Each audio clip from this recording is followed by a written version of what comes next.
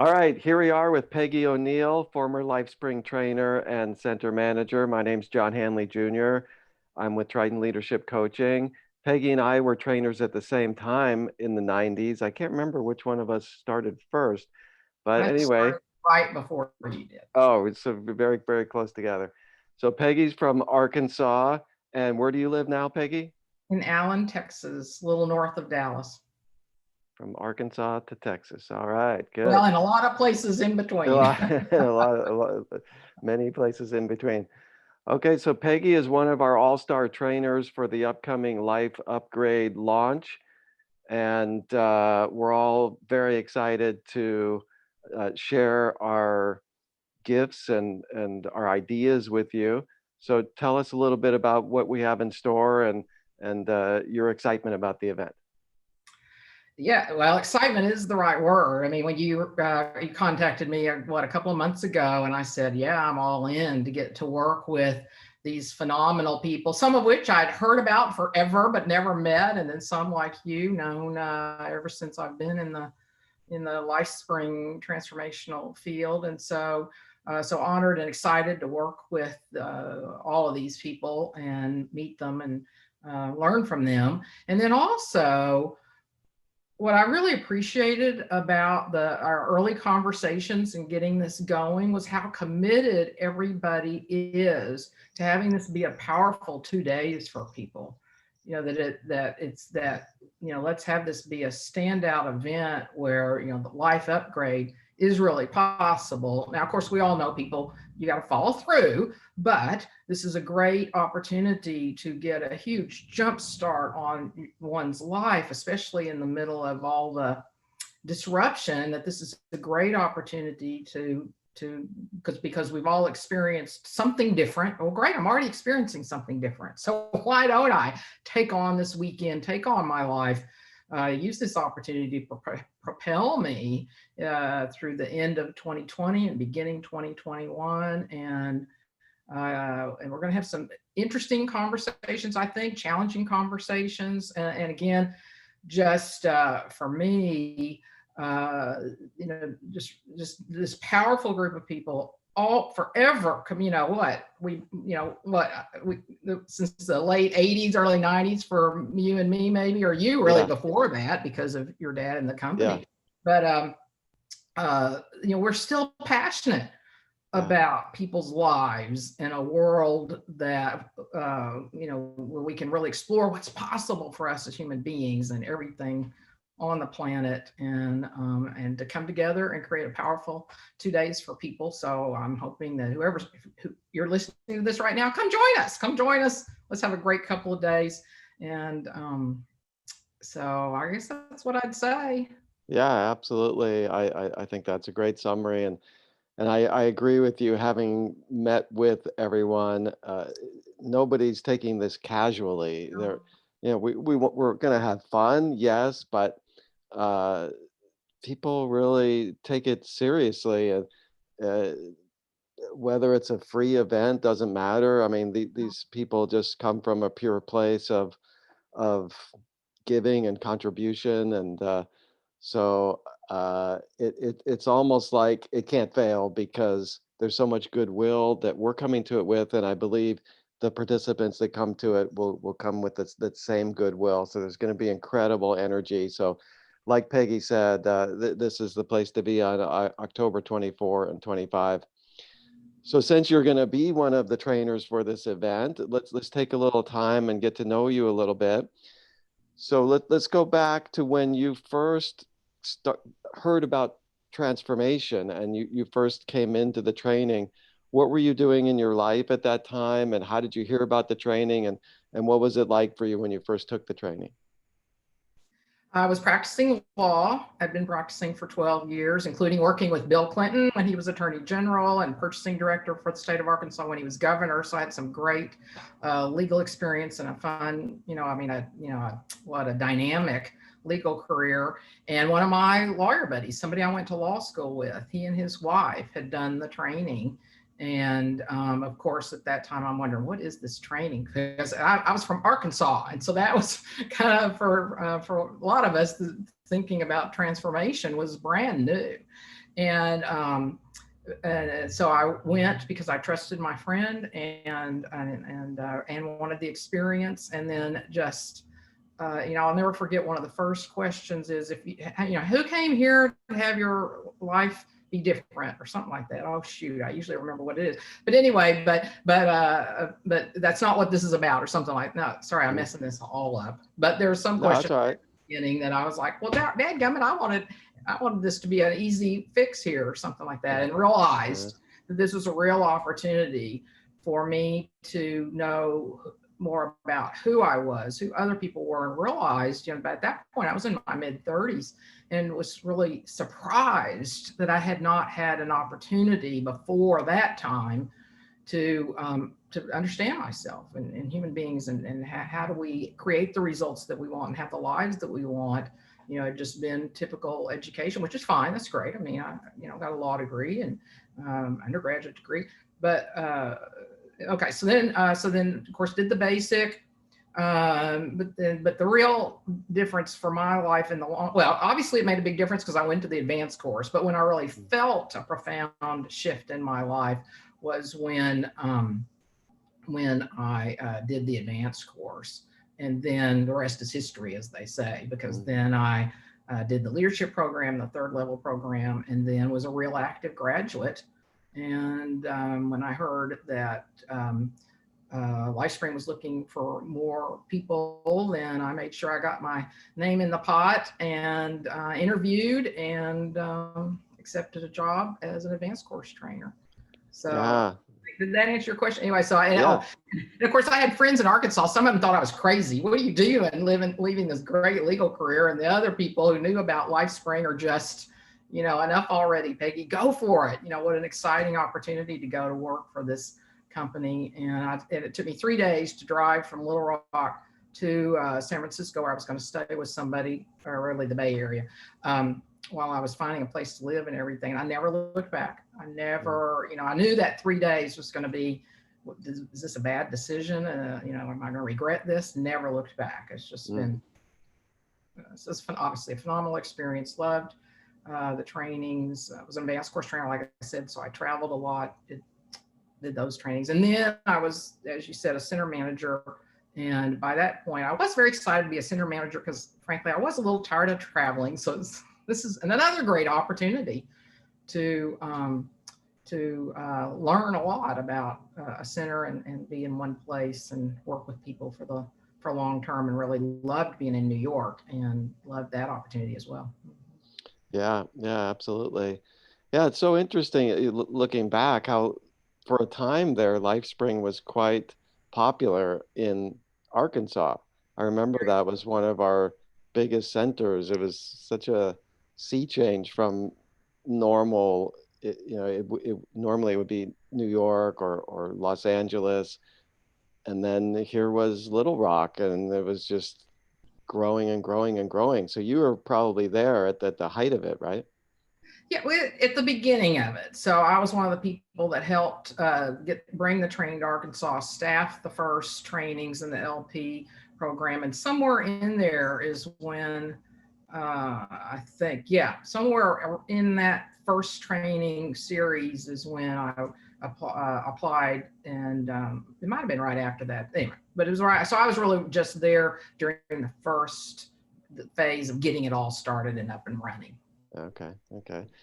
Well, since you mentioned Bill Clinton, I think people might find that kind of interesting that you worked somewhat closely with him. And I can remember you telling me a little bit about him when in our younger days, and you were saying how he was a very good listener, and you really felt like he was absorbing what you were communicating to him. So what can you tell us about what it was like to work with him? Yeah. Wow, good memory. Yeah. Uh, um, so I worked for him. I also worked for Hillary for a semester as a research assistant. And a little more background about working for him.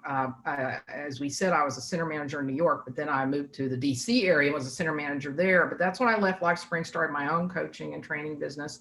And he'd just gotten elected president. And I thought, wait, I just started my own business, but I know the president, maybe I'll go to work in administration. So I did go to work in administration for a period of time too. So I did have the experience of working for him in Arkansas and when he was president. And he really, so very good listener. And what was so incredible about working with him and being with him was how committed he was to his staff, to the people who worked for them. He wanted them to be successful and cared. I mean, he cared about all of us. You always knew he really cared.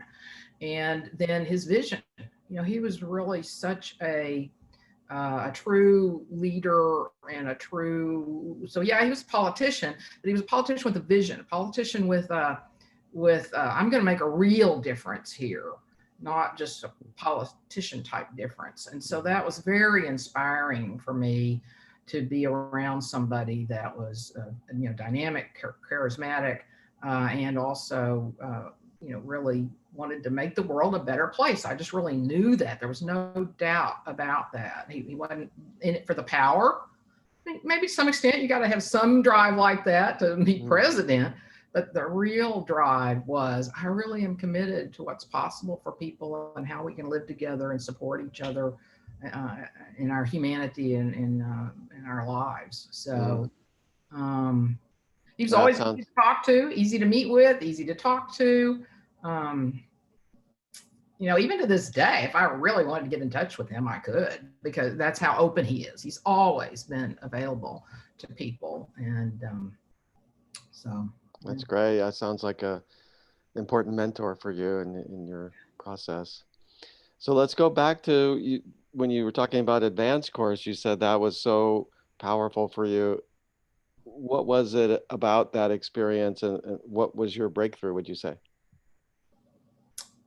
Well, the big breakthrough, the Saturday night of advanced course is a real opportunity for people to really kind of let themselves go, if you will, really fully express myself. So I go back to me, fully express myself. And however, at that point, I was still kind of tentative, but the big breakthrough was how much I compared myself to other people, because all night long I was going, oh, but they're having this experience and they're having this experience, but I'm not, or I don't think I am. And oh my gosh, what if this doesn't work for me, and that sort of thing. And then I had a roommate that week, and we talked that evening.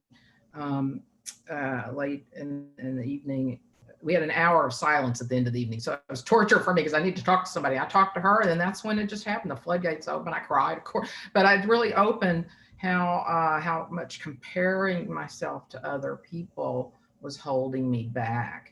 And then I just felt so. Then by the next day, I felt so.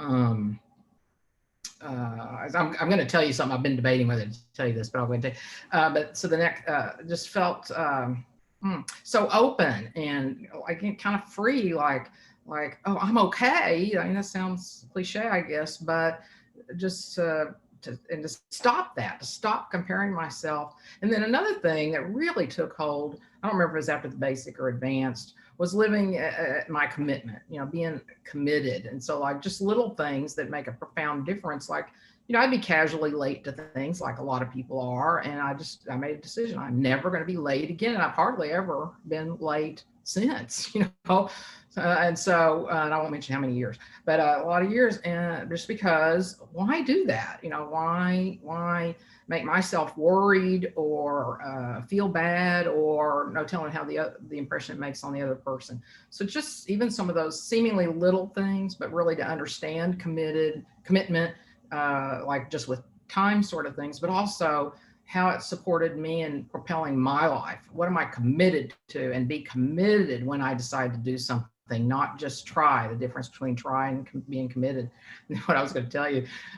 So after one of these trainings, I don't remember, it was the basic or advanced course, probably after the advanced, I came back and I was still practicing law in this firm in Little Rock. And I went in, and at that time we still had real secretaries that did a lot of typing and stuff. And so I asked them, I said, do you all think I'm a bit, and before I even finished the word, we know bitch. I hope that's okay. Anyway, Yeah. before I even finished the word, they're both going, yeah, yeah, yeah. So I had no idea that that's how other people saw me. And so it's so profound to realize, oh my gosh, how come? In fact, they even said I scared them. So it was just so profound for me to realize, my gosh, I had no idea that that's what they thought of me. Because we got along. I mean, they were nice and I was not, but it was just, again, the trainings were just, as you can hear, so profound for me to start and then start paying attention to myself. Wait, how am I coming across? And what are people thinking of me? And I'd ask like I asked them, but then to start shifting so that I could create the kind of relationships I really wanted and the experience with other people and be the person I really wanted to be with the other people. Now I can feel my emotions coming up because it's just that's what's so important to me is caring for other people and then feel cared about and not to be pushing people away. And so Yeah, that's beautiful. When you think about being a lawyer, my sister's a lawyer and her husband's a lawyer, and she tells me how it feels like you're fighting with people all day long, and it can be draining to some extent. So, was that hard for you to give up? I'm sure it was comfortable and it was the career you pursued. So, to some extent, that must have been challenging. But or was it also relieving to let go of that type of career? so I got into law because I wanted to make a difference. That's really why I got into law. There were lots of civil rights litigations, those sorts of things, and Perry Mason, whatever's on TV, that sort of thing. Like, oh, I can make a difference practicing law, and it just so that to me felt like a career path where I can make that kind of difference. Of course, like you're saying, your sister said, once I got into the legal career and realized those big civil rights lawsuits that might make a difference, and of course, we now know that just having a lawsuit or a law really doesn't make a difference in human dynamics. So, so then I realized pretty quickly, oh, that's not going to be my path. So it wound up being more of a business path. And so let's see, what am I trying to say here? So, uh, anyway, so I just kind of thought, okay, well, yeah, like you're saying, this is my career now. I'm going to be more of a business lawyer and contract negotiations and that sort of thing.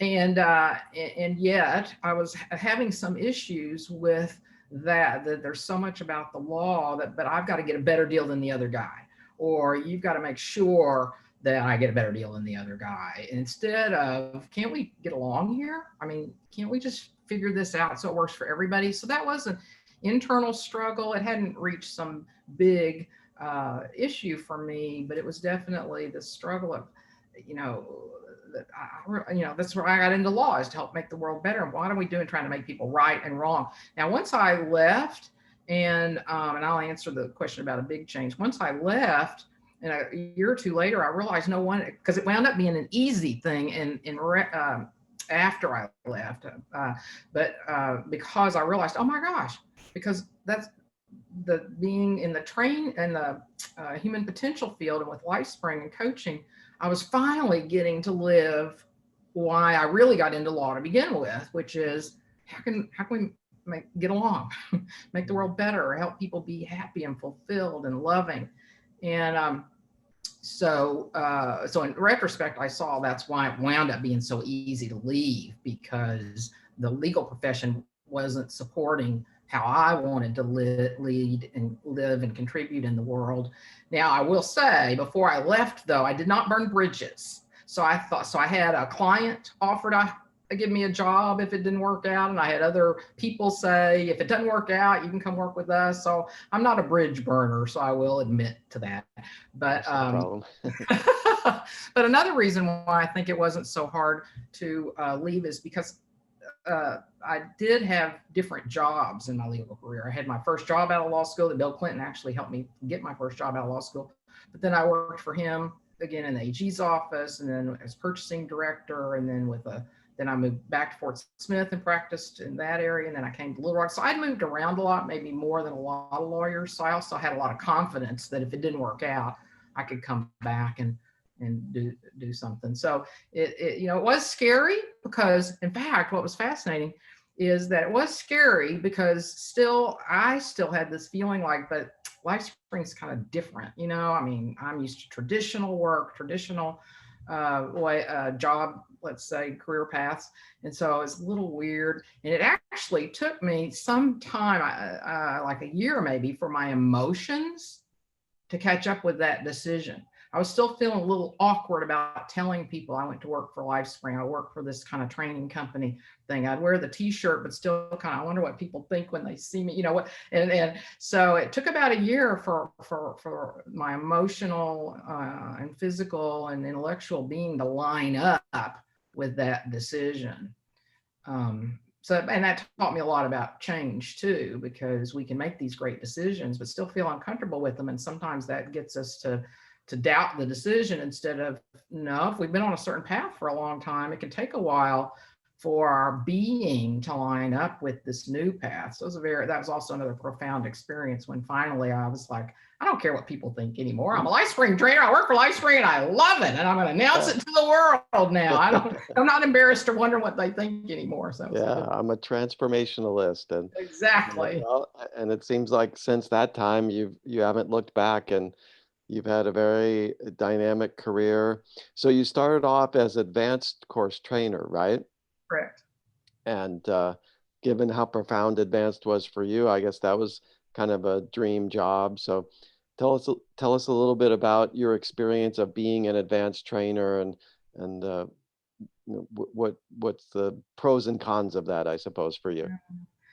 Well, as you're saying that, emotions coming up again. I mean, I loved being with people in that way, and the fun of it, the challenge of it, the uh, you know knowing for the most part, I mean, there are a few people I'm sure always fall through the cracks, but for the most part, people are going to have profound experiences that can really change their lives. And so, and it was exciting, it's a bit of too, a bit of stagecraft or acting or that sort of thing. So that part was also fun too, to be able to really, back to being free. You're helping me connect to the dots today, John. Back to that kind of feeling free energy as a trainer, because there's not a script. I mean, you have to learn the distinctions and learn, the focus of all the exercises so that you can actually improv in the moment with what's in front of you. And I just loved the challenge of that, the fun of that.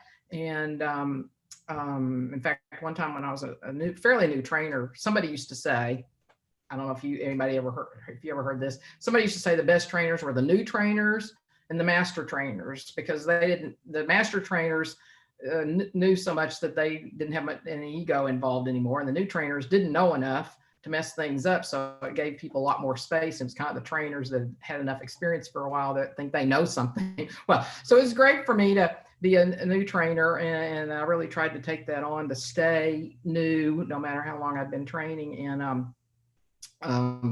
And one time some students in the training had some profound insights, and my first thought was, oh, I should have thought of that to tell them that. I go, no, that's why this training is so great, is that it gives people the opportunity to have their own insights so they can embody it, they can feel it, it can emerge from them. So I was very excited so that's back to working with people. I loved that opportunity to create a space where people go, oh my gosh, I never saw that before, I never thought of that before. And so that's and I loved the teams, and I loved working with the distinctions and helping and challenging people to really break out and of their limitations. And so I loved all of that and the fun of it. A lot of parts of it. So if anybody was in Lifespring, the stretches. I mean, it's so fun to help people have fun and laugh and music and dancing. Anyway, it's just an incredible experience, range of experiences. And of course the downside, very long hours, and then the travel. And so so those are mainly the downsides for me. Is I did get tired of travel, tired of the long hours. And So at least the travel, alleviated when you became center manager. You still had maybe even longer hours Yeah, at that longer point. hours, in fact, yeah. So you said you were a manager in New York and DC, any other centers? No, just those two. Can you remember, did you have a management style or philosophy? What was your approach as center manager? Um, well, when I first started, of course, it was, by golly, we're going to meet our goals. It was that kind of approach of, we are going to meet the goals that we're asked to meet, and no holds barred kind of thing. And trying to just invent that as I went along, and as well as to help people. Of course, to meet numbers, people have to be having an incredible experience in their personal lives, so in their professional lives, and in when they're around Lifespring in any sense. So it was all, um, you know, the whole picture of everybody meeting their goals. And however, what I realized after a while, because we weren't meeting our goals, that I had such a focus of the goal that I wasn't playing the game so well. So a metaphor I've used over the years a lot is that I, like, if I was playing basketball, I was looking at the scoreboard too much, so I actually couldn't play because I'm looking over at the scoreboard all the time. So wait, let's play the game, and occasionally look at the scoreboard and see how we're doing, because I was still responsible. I was committed to being successful, but I finally had kind of thrown up my arms to myself and gone, okay, I'm not winning, and so I'm going to do what I always wanted to do. I just want to love people, because I'm not winning the way I'm playing. So I mean, I was doing okay probably, but I wasn't winning. And so I thought, I'm just going to love people. Now, what that meant is that my main focus, I'm still going to keep the eye on the scoreboard occasionally, because that was my job, my responsibility. But I was going to focus more on, but what are they truly committed to in their lives, and help them win with that, as well as us win in the Lifespring um, company, let's say. But I switched my energy and my focus to, I'm going to open my heart and love people, and try and help them be successful, and my team too. The staff there, not my team, the staff there, the other people who were members of the Lifespring office team. So got more focused maybe on the humanity part. Does that make sense? I mean, like, Yeah, yeah, I'm gonna love anyway, and I'm still the person I want to win, so yeah, yeah, yeah, and we did, and that's what's fascinating. That's when things started going better. yeah, Was yeah. when I Not was surprising. watching the scoreboard all the time, and played the game of, let's have everybody be successful here. Yeah, yeah, makes sense. So then eventually your career at Lifespring came to an end, and you went on to develop yourself as a coach, and then a coach of other coaches. And I know you threw yourself into that 100%. And then let's talk about your recent work, because I know you've gone through something of a uh, reimagining of the kind of work you want to do. So why don't you tell us a little bit about that, and the personal journey you've been on in the last couple of years, and where you've landed now. Okay, great. Although I am going to talk just a little bit about the coaching. So I actually took my first coaching course before I went to work for Lifespring. I was still living in Arkansas, and somebody brought a coaching company in to lead a course. So I took a lot of coaching courses, was certified by two different coaching programs. The last one I was certified by was Integral Coaching Canada in Canada. And so, and why is that so relevant is, like you said, I mean, I did some coaching of helping, of training coaches. I actually certified coaches for a while, although my real heart was helping managers and leaders learn how to coach. So I did not keep that up, because I really wanted to help business people learn to coach. And so so coaching was my main focus. And yeah, okay. So then, trying to figure out what else to say about that. That's probably it. Except, yeah, so that was my main, and I did some corporate training too, and so I did a lot of public courses that were related to coaching topics. and just understanding and communication and linguistics and how do you have the life you want. So I was doing a lot of that, and then in about 2005, I guess, I was starting to get more and more uncomfortable. Like, wait, I've had all this. And then the reason I wanted to go ahead and mention a little bit about the coaching training, but all this coaching training, I've taken so many courses, so much development, but something's still missing for me. And at that point, I felt inauthentic and trying to market and say, oh, you'll be a great leader, you'll have a great life or whatever if you're going to work with me, because I wasn't feeling that. And so I just couldn't get a grasp on what was missing. And so I finally, in about 2007, shut down my business. I didn't know what I was going to do, and I didn't have a fat bank account or anything. I just knew my heart wasn't in marketing anymore. Luckily, I had contacts with other companies. I did work with Asia Works in Singapore and worked with them, and for about 14 months, came back to the States and continued to have clients that wanted to work with me. And but finally, a few years ago, I ran across the work of Rupert Spira, who's a non-dual teacher, a non-duality teacher. And that's when the gap started getting filled for me, the understanding of who we truly are as human beings, which we've been taught. Wisdom teachers have been telling us this for over 3,000 years. Quantum physicists now for almost 100 years have been telling us that. It's more in the mainstream in the last, 20 years maybe, but that we're all one, that we're not two. That's non-dual. That we're not two. We're actually all one. We're really not separate. Now that's taken a lot of embodiment for me, because I didn't want it to be a concept. I wanted it to be a lived experience. But but that finally helped me get excited about my work again, partly because I just couldn't understand why we've been doing all this work for so many years and yet there's still so many problems. That was part of it. So in my own life, I've been doing all this work and I still can't quite be happy. What's the matter with that? And then, but then also all the work that, profound work that's been done in the world. And yet we still have so many issues.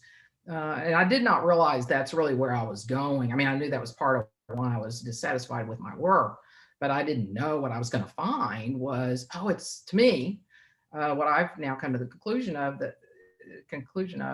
is that, the big problem is we think we're separate and we're not. Now that's a whole can of worms, but it's profound opportunity for us to explore, again, what wisdom teachers have been telling us for thousands of years, and now quantum physics the science is catching up and saying, yeah, the world is not quite what we think it is. And so I'm really excited again about my work and the work that I'm offering the world. I say my work, the work that I'm up to. It's not my work, but the work that I'm up to, and what I want to support people in knowing more about, not just intellectually, but in their being, that they know who they are, and who they truly are, who we all truly are, is I say consciousness or awareness, and the experience of that, the feeling quality of that is happiness and love and peace and fulfillment, which is what probably if we ask people long enough, they'll get to, oh yeah, I really want to be happy, or I really want to feel love or peace. And so that's the work that I'm up to now. Yeah, wonderful. And so your vision is to bring that, what would you call it, perspective into corporations, right? Yes, that's my dream, is that there be corporate leaders. And I'm hoping that all of my insights and work and what I'm now offering is coming at just the right time, when people are, as I said a while ago, there's so much disruption, that people are going, maybe I'm open to exploring business and life in a new way. So I'm hoping that there's also kind of just the matching of the times, alignment of I'm losing the words, but I think you get it. Hopefully you guys get it, that, just where I am and what's happening in the world are aligning. And so I'd love to do some corporate executive work, corporate training, as well as I have individual clients and small business people that I'm actually bringing this to the work that I do with them. Yeah. Okay, awesome. Well, I think it's certainly needed out there in the world and in business for sure, which, as we know, can be very dysfunctional in lots of ways. And probably it does stem from a separateness that we come from. So I think that's very exciting, and I'm very aligned with that vision as well. And I'm committed to bringing that awareness to the world. And I know probably a lot of our trainers in this event also are aligned with that, and we're going to give the participants a chance to explore this possibility and to begin to step into it. So that's another very exciting Yeah. piece of what we're up to in late October. Well, And I know that I wonderful. do know that this is something that you're also looking to bring this wisdom and knowledge to more people. And yeah. Yeah, yeah. It came to me. I probably wasn't as aware of what I was doing as you were, but and maybe it happened a little bit more slowly for me, but I agree similarly that I just had a feeling or a sense something was missing, and we're offering good stuff, so to speak, but we're not getting at something that's we need to get at.